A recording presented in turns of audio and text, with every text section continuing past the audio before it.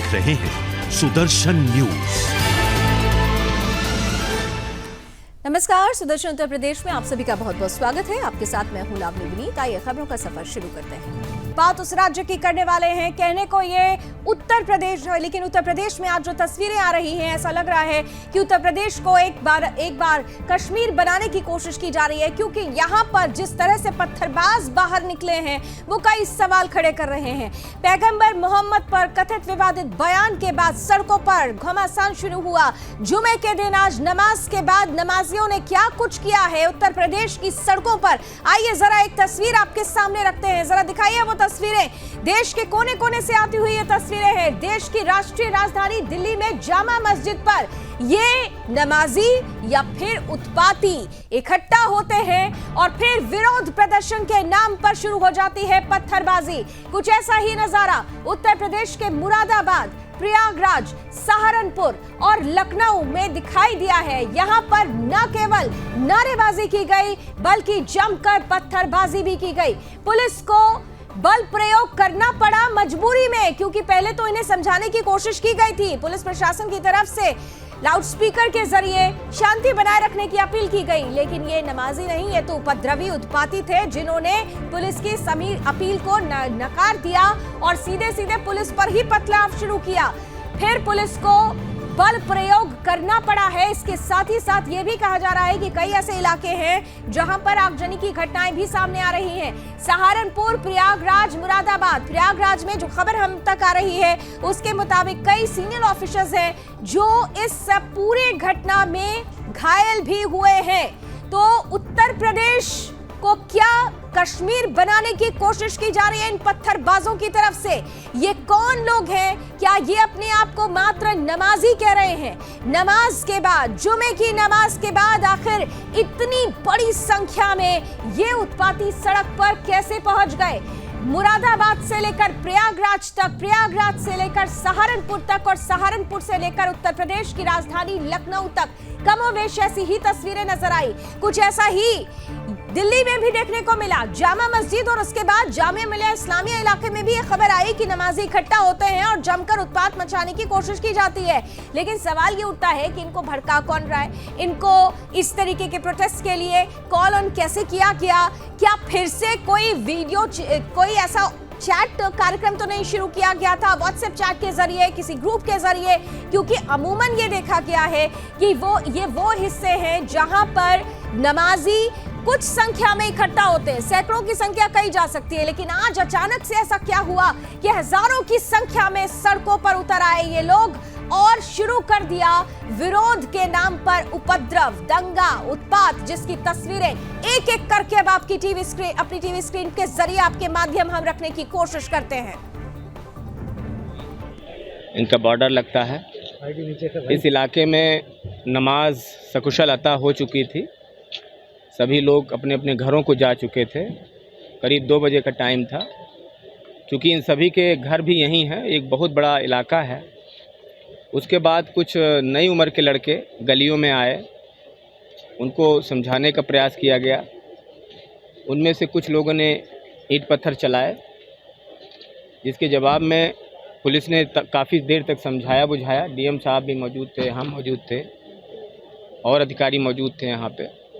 समझाने बुझाने के बाद भी जब वो नहीं माने, बहुत छोटे छोटे नाबालिग लोग भी थे, उसमें बड़े लोग भी थे, शामिल थे। उसके बाद पुलिस ने हल्का बल प्रयोग करके सभी लोगों को अपने अपने घरों को रुखसत किया। सभी लोग वापस चले गए। लेकिन उसके बाद भी चूँकि काफ़ी बहुल इलाका है एक विशेष समुदाय का, यहाँ पे वो लोग गलियों में आते रहे और नारेबाजी वगैरह करते रहे। उनको लगातार पुलिस समझाती रही, लाउड हेलर का प्रयोग करते हुए। उन्होंने ईंट पत्थर चलाए। हमारी पुलिस फोर्स मौजूद थी, काफ़ी धैर्य का परिचय दिया गया। हल्की फुल्की चोटें आई हैं कुछ पुलिस जनों को भी, और बाकी लोगों को हल्की चोटें हैं, कोई ज़्यादा चोट नहीं है। स्थिति पूरी तरह से नियंत्रण में है, परंतु लगातार सतर्क दृष्टि रखी जा रही है कि कुछ शरारती तत्व दोबारा से गलियों में आकर के नारेबाजी या ईंट पत्थर ना फेंकने लगे। उसके लिए यहाँ फोर्स पूरा मुस्तैद है। आप देख रहे होंगे अभी पूरा रास्ता खाली करा लिया गया है। ट्रैफिक सुचारू रूप से चल रहा है, कहीं कोई दिक्कत नहीं है। लेकिन इसकी संभावना हमेशा बनी हुई है कि गलियों से कुछ लोग आकर के पथराव न करने लगे। इसलिए हमारी पूरी पुलिस फोर्स जो सैकड़ों की संख्या में है, रैपिड एक्शन फोर्स भी है, सभी मुस्तैद हैं, अधिकारी भी यहाँ पे मुस्तैद हैं। 4 कंपनी पीएसी यहाँ पे ऑलमोस्ट है और कई कंपनी पीएसी और आ रही है, उसके लिए मुख्यालय को बताया गया है। रैपिड एक्शन फोर्स भी आ रही है और कई ज़िलों से फोर्सेज आ रही हैं यहाँ पे। तो पूरा प्रयास यही है कि हमको जनता का ज़्यादा नुकसान ना हो, उसी का प्रयास किया जा रहा है। अभी स्थिति पूरी तरह शांतिपूर्ण है, लेकिन सतर्कता की आवश्यकता है। एक रिक्शे के पहिए में किसी ने आग लगा दिया था, जिसको बुझा दिया गया है। हाँ, उसमें भी प्रयास किया है, तुरंत फायर टेंडर की गाड़ियाँ वहाँ पहुँच गई, मौके पे काबू कर लिया गया। बाकी जांच पड़ताल में जो चीज़ें आएंगी उसके आधार पे आगे की कार्रवाई की जाएगी। कुछ लोगों की गिरफ्तारियां भी हुई हैं, कुछ उपद्रवियों की गिरफ्तारियां भी हुई हैं, उनको देखा जा रहा है। सर, आज ये घटना हुई है, उस पर आपका क्या कहना है? आज नमाज सब कुशल अदा हुई है और हम सारे लोग और हमारा काफ़ी सारा फोर्स भी अटाला क्षेत्र में था। तो नमाज अदा होने के बाद कुछ लड़के इकट्ठा होना शुरू हुए। यहाँ पर बहुत सारी गलियाँ हैं, इकट्ठा होना शुरू हुआ और उसके बाद पहले हल्ला गुल्ला करने के बाद कुछ लड़कों ने शरारत शुरू किया और हल्का सा पथराव शुरू किया और पथराव के बाद उनको हल्का बल प्रयोग करते हुए हम लोगों ने वापस से खदेड़ दिया है। और इस दौरान हमने कल जितने हमारे धर्माचार्य है, इमाम, पेशवा वगैरह सबके साथ हम लोगों ने बैठक किया था और उन सब ने भी सुनिश्चित करके बताया था कि बिल्कुल पीस रहेगा। लेकिन जिस तरह की सिचुएशंस आज थी अटाला क्षेत्र में, तो नए लड़कों ने शरारत ज़रूर किया, लेकिन हल्का बल प्रयोग करके बिल्कुल चीज़ों को शांत कर दिया गया है और अब चीज़ें बिल्कुल पीसफुल है। और अब भी हम एहतियात के तौर पे हमारी बहुत बड़ी फोर्स आ रही है, हम चप्पे चप्पे पर और हर क्षेत्र में हमारी पुलिस और कुछ बाइक में आग लगाई गई है, कुछ गाड़ियाँ तोड़ी गई हैं ना। एक छोटा जो साइकिल रिक्शा ट्रॉली होता है उस पे आग लगाने का था, जो बिल्कुल बेकार सी पड़ी थी और उसको तत्काल से पानी डालकर बुझा दिया गया है। और पैर में एक आध हमारे सिपाही के भी चोट आई है, तो फिलहाल वो अपना आपको भी चोटें लगी हैं? ना मैं आपके सामने हूँ, मैं बिल्कुल सेफ हूँ और हमारा पूरा फोर्स भी ना बिल्कुल, अब चीज़ें बिल्कुल अंडर कंट्रोल है। और कुछ लोगों को गिरफ्तार किया गया है, ये सूचना आपको समय के बाद में दी जाएगी। Thank you. पत्थरबाजी करे तो उनको चिन्हित करके कैसे कार्रवाई होगी, इस पर क्या कार्रवाई? हमारे पास बहुत सारी वीडियो रिकॉर्डिंग है और हम एक एक करके छानबीन भी कर रहे हैं और कुछ इनपुट्स भी हमारे पास है, तो उन सारों को चेक करके जो भी इस पर दोषी होगा हम कड़ी से कड़ी कार्रवाई करेंगे और किसी भी दोषी को किसी तरीके से बख्शा नहीं जाएगा और सलाखों के पीछे बंद किया जाएगा। Thank you. एसएसपी प्रयागराज, उनको एक बयान आपने सुने, कह रहे हैं कि कंट्रोल कर लिया गया है पूरी सिचुएशन को, लेकिन सवाल ये है कि ये सिचुएशन अनकंट्रोल्ड हुई कैसे? कौन है वो लोग जिन्होंने आज जुमे की नमाज को फसाद का रूप दे दिया और इसके बाद उत्तर प्रदेश की हर एक सड़क पर जुमे की नमाज के बाद जो हुआ वो आपके सामने है। पत्थरों का आखिर हुक्मरान कौन है, ये भी एक बड़ा सवाल है। इन तस्वीरों के साथ हमारे साथ ब्यूरो चीफ रजत मिश्रा लखनऊ से जुड़ रहे हैं। रजत, सबसे बड़ा सवाल ये, जुमे की नमाज का ही दिन था वो जब कानपुर में हिंसा हुई और उसके बाद आज जुमे की नमाज के बाद ही ये तस्वीरें सामने आई।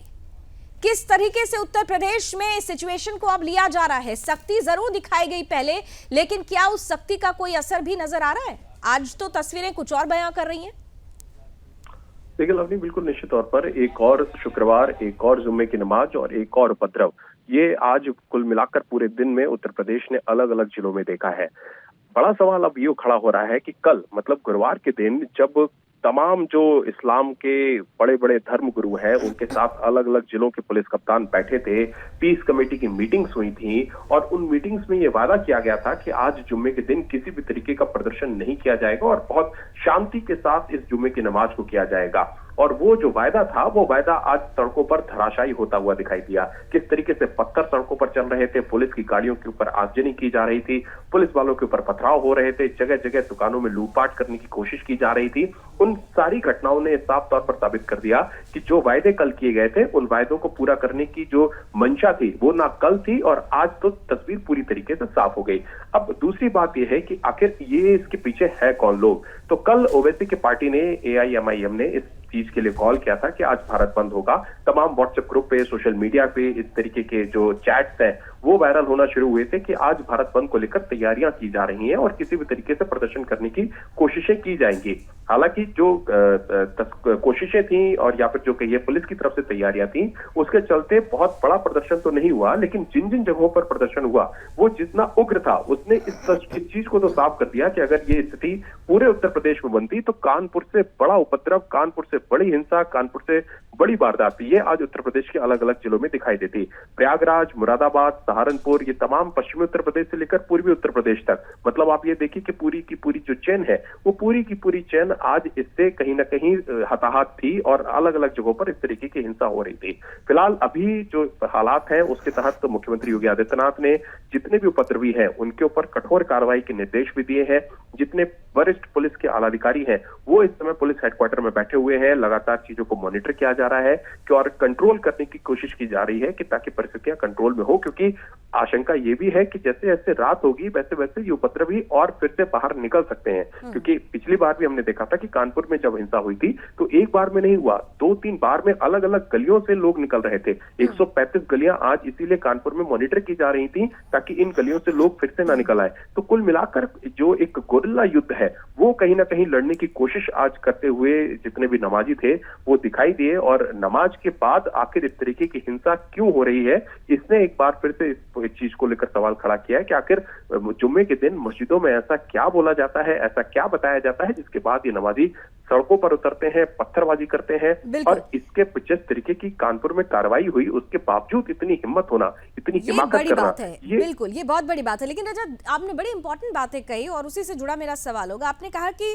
अब क्योंकि कानपुर जैसी परिस्थिति दोबारा ना दोहराई जाए इसे लेकर जुमे के पहले यानी थर्सडे को ही, गुरुवार को ही आपने कहा कि पीस कमेटी, अमन कमेटी के लोगों के साथ बैठक हुई थी, धर्म गुरुओं के साथ बैठक हुई थी और उन्होंने ये आश्वासन दिया था कि ऐसी कोई तस्वीर सामने आएगी नहीं। लेकिन उसके बावजूद ऐसी तस्वीरें सामने आती हैं तो कहीं ऐसा तो नहीं है कि वो लोग सिर्फ अब मुखौटा बनकर रह गए हैं गुडी गुडी दिखाने के लिए और पीछे से बैकडोर से कोई दूसरी पैरेलल ऐसी कोई स्ट्रेंथ है जो इन कारनामों के लिए हवा दे रही है। तो ये तो बड़ा चैलेंज और ज्यादा हो जाता है प्रशासन के सामने। बिल्कुल, देखिए साफ तौर पर छलावा है, साफ तौर पर धोखा है, साफ तौर पर चीजों को बरगलाने की कोशिश करने की एक कवायद है। जिस तरीके से धर्म गुरुओं के नाम पर जो लोग ठेका लेकर बैठे हुए हैं उनकी तरफ से किया जाने वाला छलावा है। निश्चित तौर पर इन धर्म गुरुओं की तरफ से भी कहीं ना कहीं कोई ना कोई ऐसा प्रश्रय इन लोगों को निश्चित तौर पर मिल रहा है जिसके चलते इस तरीके की हिंसा हो रही है। और अगर इन धर्म गुरुओं की तरफ से कोई शय इन लोगों को नहीं मिल रही है तो जब इस नमाज के दिन मस्जिदों के अंदर लोग जाते हैं तब निश्चित तौर पर इस तरीके की बातें कहनी चाहिए थी कि अब नमाज के बाद लोगों को घर वापस जाना है। और कल आपने देखा हो कि कल इस तरीके की वीडियो भी तमाम धर्म गुरुओं की तरफ से जारी हुई थी। नमाज के बाद सब लोग अपने अपने घर चले जाएंगे, किसी तरीके की कोई हिंसा नहीं होगी, बहुत शांति के साथ हमारी जो मजहब के लोग हैं वो इस पूरी नमाज को अदा करेंगे। और परिणाम जो हुआ वो उसका बिल्कुल अलूठा हुआ। जहां जहां पर पुलिस ने इस धर्म गुरुओं की अपील को गंभीरता से लिया वहां वहां पुलिस ने इसका खामियाजा आज भुगता है। प्रयागराज में भी पुलिस ने इस अपील को गंभीरता से ले लिया कि जो धर्म गुरुओं ने अपील करी है उसको लोग मानेंगे। जो परिणाम है वो आज सामने आया। सहारनपुर के देवबंद में जो अपील हुई उसका परिणाम सामने आया। मुरादाबाद में जो हुआ वो सामने आया। लखनऊ में भी कोशिश इस तरीके की करने की गई लेकिन पुलिस ने कंट्रोल किया, लेकिन कोशिश जरूर की गई। तो कुल मिला के धर्म गुरुओं के मुखौटे पे जो लोग बैठे हुए हैं निश्चित तौर पर वो खुद इस चीज को प्रश्रय भी दे रहे हैं। और ये बात भी साफ है कि इसके पीछे जो एक स्ट्रेंथ है वो निश्चित तौर पर कोई ना कोई, चाहे राजनीतिक संरक्षण के तौर पर हो या फिर अलग अलग तो है। बिल्कुल, जिसको एक तरह से अब क्रैक करना बहुत जरूरी हो जा रहा है क्योंकि पूरे उत्तर प्रदेश से अगर ऐसी तस्वीरें आ रही हैं और हालांकि पुलिस प्रशासन ने समय रहते पूरी तरह से तत्परता दिखाई, बहुत हद तक स्थितियां नहीं बिगड़ी, नहीं तो बहुत ज्यादा कुछ गड़बड़ हो सकता था। फिर भी अभी चुनौती कम नहीं हुई है, चैलेंज कम नहीं हुआ है। और जैसा कि मेरे सहयोगी रजत लगातार बता रहे हैं कि ऐसी भी संभावनाएं हैं कि जैसे जैसे शाम ढलेगी, जैसे जैसे रात होगी, फिर से कोई ना कोई ऐसे एलिमेंट्स जो बाहर निकलेंगे और उत्तर प्रदेश को, देश के अलग अलग हिस्सों को दहलाने की, पत्थरबाजी करने की कोशिशें कर सकते हैं। थैंक यू सो मच रजत, हमारे साथ इस पूरी खबर पर जानकारी साझा करने के लिए। इससे जुड़ी हुई तमाम खबरें आपके सामने हम रखते रहेंगे।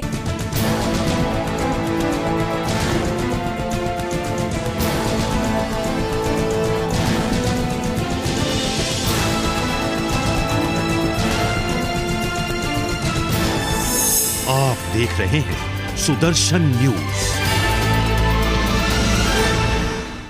तो उत्तर प्रदेश के मुजफ्फरनगर में कानपुर हिंसा के बाद पुलिस पूरी तरह से अलर्ट मोड पर है। जुमे की नमाज से पहले पुलिसकर्मियों को दंगा नियंत्रण का प्रशिक्षण भी कराया गया और साथ ही एसएसपी अभिषेक यादव संवेदनशील क्षेत्रों का लगातार दौरा करते हुए नजर भी आए। फिर भी देखिए मुजफ्फरनगर से कैसी तस्वीरें सामने आई, ये हम सब ने देखी।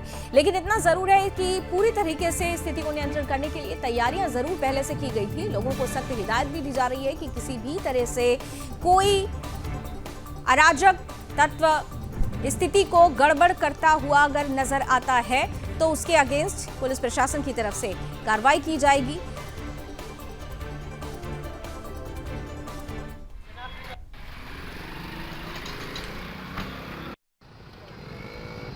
देखिए, ये जनपद स्तर पे जो हमारी मॉक ड्रिल होती है, राइट ड्रिल होती है, एंटी राइट ड्रिल होती है, उसका रिहर्सल करा जा रहा है। सभी थाना क्षेत्रों में जितना भी फोर्स है वो दंगा नियंत्रण उपकरण पहन के जो इम्पोर्टेंट पॉइंट्स हैं, चौराहे हैं, महत्वपूर्ण धार्मिक स्थल हैं, सभी जगहों पे ड्यूटियों को चेक किया जा रहा है। वहाँ पे रिहर्सल किया जा रहा है, फोर्स का डिप्लॉयमेंट किया जा रहा है और जनपद में शांति व्यवस्था, कानून व्यवस्था की कोई समस्या नहीं है और चीज़ें इसी तरह से बनी रहे लगातार।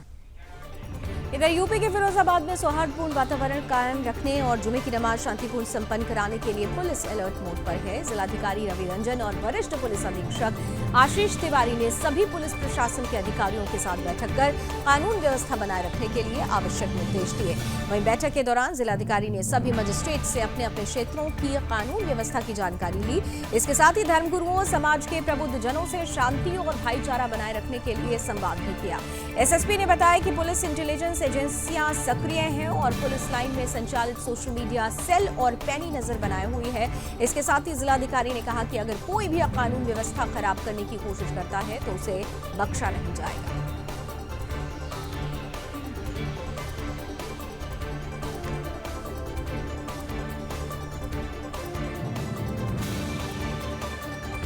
यहाँ जनपद में आगमन के बाद हमने एक समीक्षा बैठक की है कप्तान साहब के साथ और पूरी तैयारियों के बारे में हमने विस्तृत चर्चा की है और सब कुछ प्रशासन की तरफ से पूरी तैयारी है। पूरी जनपद में शांति सद्भाव बना रहे, इसकी पूरी व्यवस्था की गई है। ड्यूटीज लगी हुई हैं हर जगह। फिरोजाबाद जनपद के निवासियों से मेरी ये अपील रहेगी कि किसी भी तरह की कोई अफवाह पे ध्यान न दें। जनपद में कानून व्यवस्था के लिए आज डीएम साहब के, जो हमारे नवांकुंत डीएम साहब हैं, उनके साथ में मीटिंग की गई है और उसमें लॉ एंड ऑर्डर की सारी उसको ब्रीफ किया गया है। सारी तैयारियों के बारे में बताया गया है। ड्रोन्स हो, चाहे वो पुलिसकर्मी जो 2000 पुलिसकर्मी है या 2 पीएससी कंपनी वगैरह जो व्यवस्था, उसके बारे में ब्रीफ किया गया। जॉइंट मजिस्ट्रेट्स और जो हमारे पुलिस अधिकारी हैं उनके सेक्टर जो ड्यूटी लगाई है उसके बारे में ब्रीफ किया गया।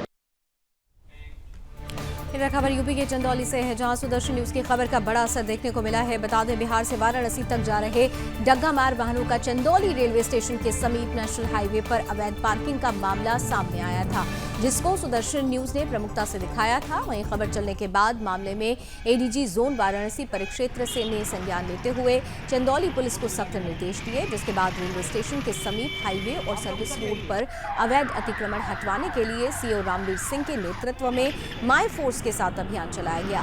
इस दौरान 30 वाहनों का चालान भी किया गया और साथ ही वाहन चालकों को अवैध रूप से गाड़ियां पार्किंग नहीं करने के सख्त निर्देश भी दिए गए।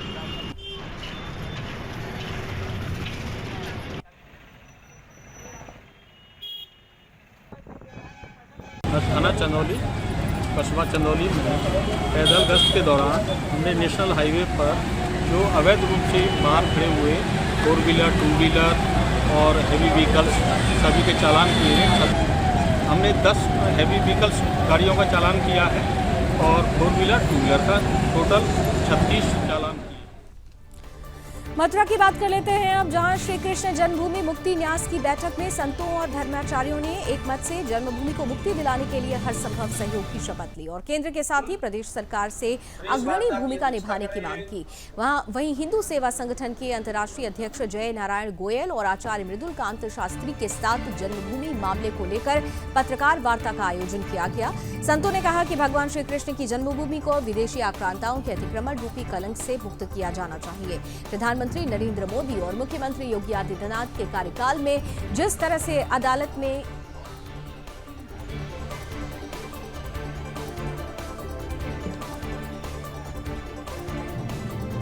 तो सुदर्शन उत्तर प्रदेश में अभी बस इतना ही, लेकिन देश और दुनिया की तमाम खबरों के लिए आप जुड़े रहिए सुदर्शन न्यूज के साथ। जय हिंद।